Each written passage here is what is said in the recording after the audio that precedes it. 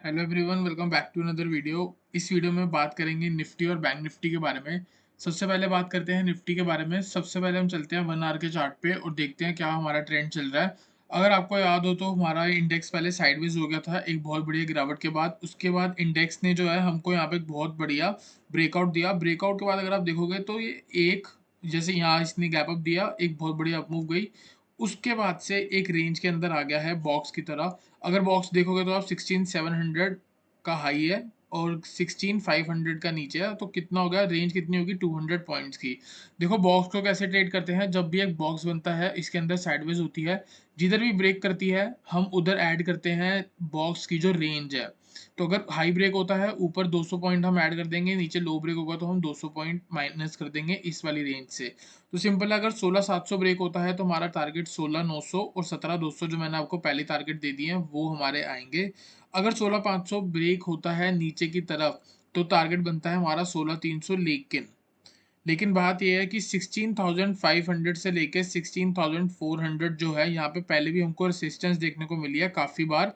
ठीक है, तो क्या होता है, जो प्रीवियस रेसिस्टेंस होती है वो आगे सपोर्ट बनती हुई दिखती है। अगर यहाँ पे हमको इंडेक्स जाते हुए दिखता है 16,400 के आसपास और 16,500 की रेंज पे, तो यहाँ से बहुत बढ़िया बाइंग आनी चाहिए। बाइंग कहाँ तक जाएगी, ये हाई भी ब्रेक करेगी और इन लेवल तक ज़रूर जानी चाहिए।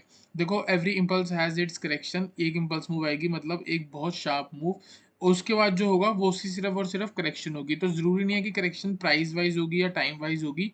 तो अगर साइडवाइज होके भी ऊपर जाता है तो भी वो एक करेक्शन है, अगर गिरावट देके जाता है तो भी वो एक करेक्शन है। तो सिंपल है, इंट्राडे के बारे में तो बहुत ही क्लियर सेटअप है। 2 दिन की सेम रेंज मेरे को बनती हुई दिख रही है। तो जैसे ही हाई ब्रेक होगा हम बाय कर रहे हैं 16,700 के ऊपर।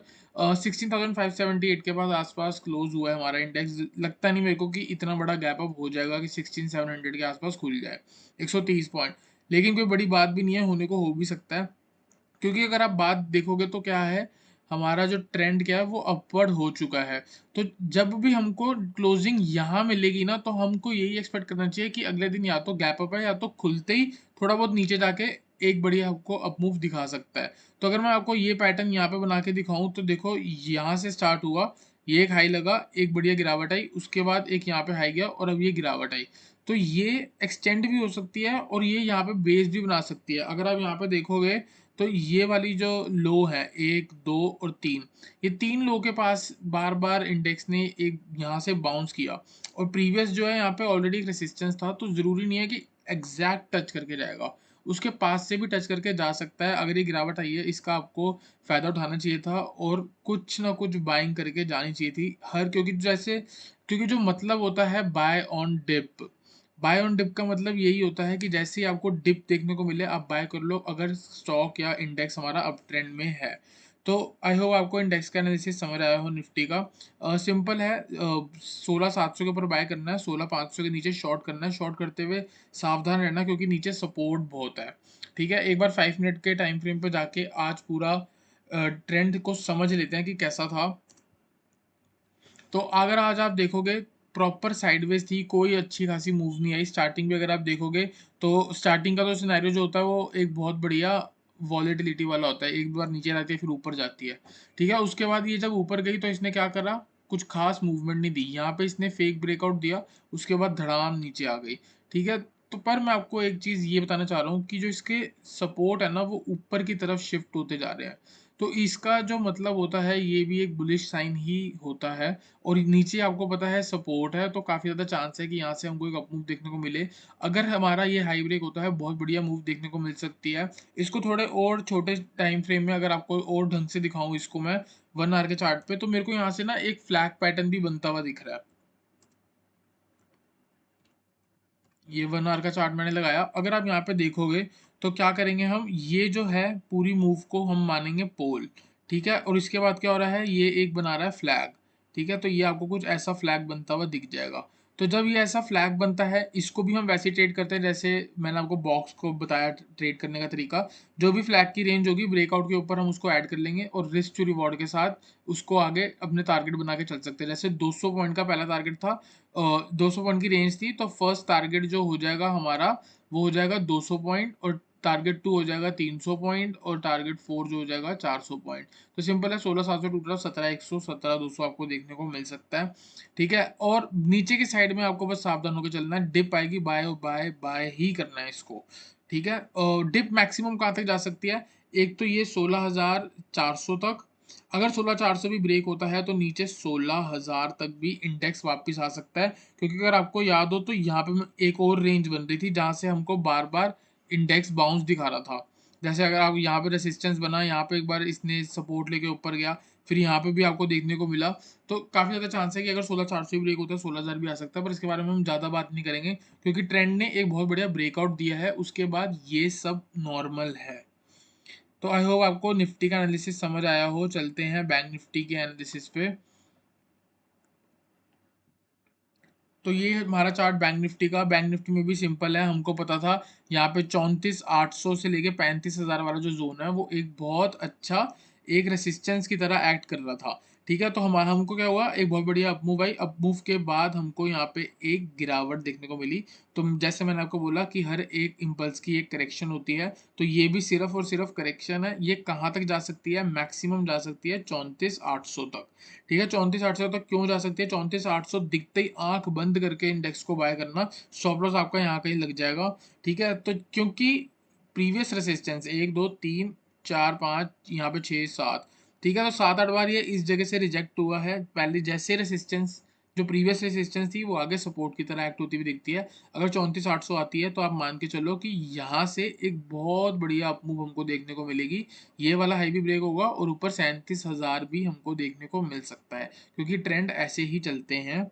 और क्या कहते हैं, और इसके बारे में और एक और चीज़ मैं आपको बताना चाहूँगा इसमें, कि अगर मैं यहाँ से ट्रेंड लाइन बनाऊँ जो मेरे को लास्ट के सपोर्ट दिखे थे ये वाला, और इस लो को कनेक्ट करता हुआ इसको एक्सटेंड कर दूँ, तो इंडेक्स ने कहाँ क्लोजिंग दी, इसी के आसपास।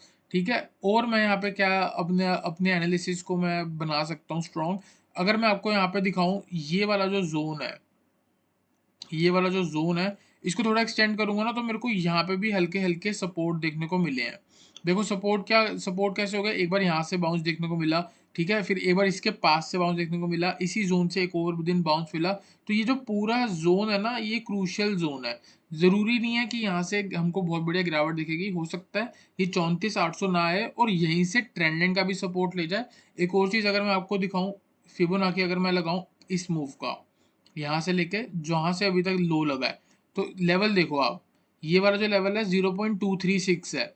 ठीक है, 0.236 मतलब 23% की रिट्रेसमेंट वाला ये वाला नंबर है। ऑलमोस्ट 35 जहाँ पे क्लोजिंग आई है आप देख सकते हो, ये लाल वाली लाइन, उसी के आसपास ही हमारा इंडेक्स जो है वो क्लोज किया है। तो सिंपल है कि ये सपोर्ट पे क्लोज हुआ है, एक अपमूव जरूर देखने को मिल सकती है यहाँ पे। अगर इंडेक्स 1 2 घंटे के लिए और खुला होता, या ये 2 बजे के आसपास या 1:30 बजे के आसपास मूव आती एंड में, तो काफ़ी ज़्यादा चांस थे कि यहाँ से एक हमको रिकवरी देखने को ज़रूर मिलती। तो उसी के बेस में हम ये कह के चल सकते हैं कि ओवरनाइट एसजीएक्स थोड़ा गेन कर लेगी, क्योंकि उससे वो भी सपोर्ट पे ही है ऑलमोस्ट। अगर बाकी की जो गिरावट होगी वो देख लेंगे। तो आई होप आपको इंडेक्स का एनालिसिस समझ आया हो। अभी इंडेक्स का एनालिसिस खत्म नहीं हुआ, बात करनी है हमको इसके इंट्राडे के बारे में।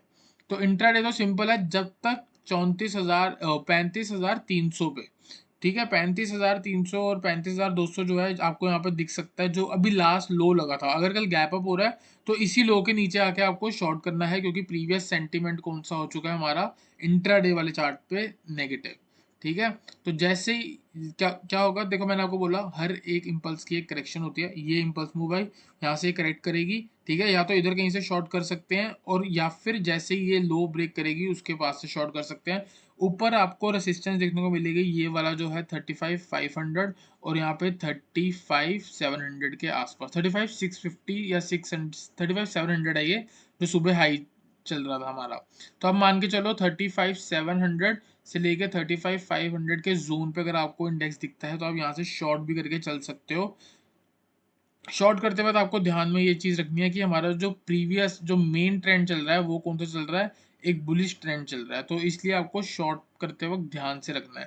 देखो आपने यहाँ कहीं शॉर्ट किया होता है, इस कैंडल पे शॉर्ट किया होता है, यहाँ का शॉर्ट किया होता है, तो देखो मार्केट कैसे कर रही है, और ये एकदम से सडन फॉल आई है। इसमें भी अगर आप वेट करोगे ना पुल बैक है, आपको पुल बैक ही नहीं मिला। ऊपर कहीं से शॉर्ट करा होता तो आपका बहुत बढ़िया ट्रेड बन चुका होता। तो यहाँ पे सिंपल है, जैसे ही आज का लो ब्रेक होगा, ये लो है 35,285, तो आप मान के चलो कि जैसे ही 35,300 कल ब्रेक हो रहा है, आप शॉर्ट करके चल रहे हो, आपका नेक्स्ट टारगेट जो होगा वो 34,900 के आसपास आपको देखने को मिल जाएगा। 34,900 के नीचे निकलती है तो 34,500 भी आपको देखने को मिल सकता है। 34,900 के पास 34,800 जो है वो मैंने आपको ऑलरेडी प्राइस का सपोर्ट बताया है। तो काफ़ी ज़्यादा चांस है कि ये पूरा जो ये बनेगा स्ट्रॉन्ग सपोर्ट, ठीक है? स्ट्रॉन्ग सपोर्ट बन जाएगा हमारा। तो जैसे ही कल इस ज़ोन पे आ रही है, आप बाय भी करके चल सकते हो। ऊपर के टारगेट वापस सेम डे बहुत बढ़िया मूव देखने को मिल सकती है, क्योंकि रीज़न क्या है? रीज़न ये है कि एक फिबोनाची का कौन-सा 0.382 लेवल है, साथ में प्राइस एक्शन का आपका सपोर्ट भी है। तो काफ़ी ज़्यादा चांस है कि इस ज़ोन से एक बहुत बढ़िया हमको अप मूव देखने को मिले। तो सिंपल है, 34,800 के पास आके बाय करना है, ठीक है? और 35,500 से 35,500 से लेके 35,700 के ज़ोन से आपको सेल करने का सोचना है। कुछ नेगेटिव दिखेगा तो आप शॉर्ट करके चल सकते हो। बहुत बढ़िया गैप अप होता है और ये वाला हाई ब्रेक होता है आज का 35,900, जिसके ऊपर मैंने आपको याद होगा तो मैंने आपको बोला था कि यहाँ पे एक इन्वर्स हेड एंड शोल्डर भी बन सकता है, ठीक है? लेकिन उसकी कंफर्मेशन का आएगी 35,900 के ऊपर, वो कंफर्मेशन नहीं आई। इंडेक्स उसके ऊपर निकला ही नहीं, लेकिन इसने यहाँ पे एक बहुत बढ़िया रेसिस्टेंस बना दिया है। तो जैसे ही 35,900 ब्रेक होगा, आप बाय करके चल सकते हो। ऊपर वापस 36,000 से लेके 36,200 तक का आपका टारगेट बन सकता है। देखो, मैंने आपको ना सारी कंडीशंस बता दी। बहुत बढ़िया गैप अप होगा, 35,900 के ऊपर बाय कर लोगे। इस जोन पे के आसपास आपको कोई नेगेटिव दिखता है, कोई प्राइस एक्शन बनता है, आप शॉर्ट करके चल सकते हो। 35,300 ब्रेक होता है, आप शॉर्ट करके चल सकते हो। 34,900 आता है, 34,800 आता है, आप बाय करके चल सकते हो। इस ज़ोन के ऊपर जब तक है, आप बाय करके चल सकते हो। एक्सपेक्ट कर सकते हो कि एक पुल बैक आएगा। आई होप आपको इंडेक्स का एनालिसिस समझ आया हो। मिलते हैं नेक्स्ट वीडियो में एक अच्छे एनालिसिस के साथ। वीडियो अच्छी लगी हो तो वीडियो को लाइक करना, चैनल को सब्सक्राइब करना।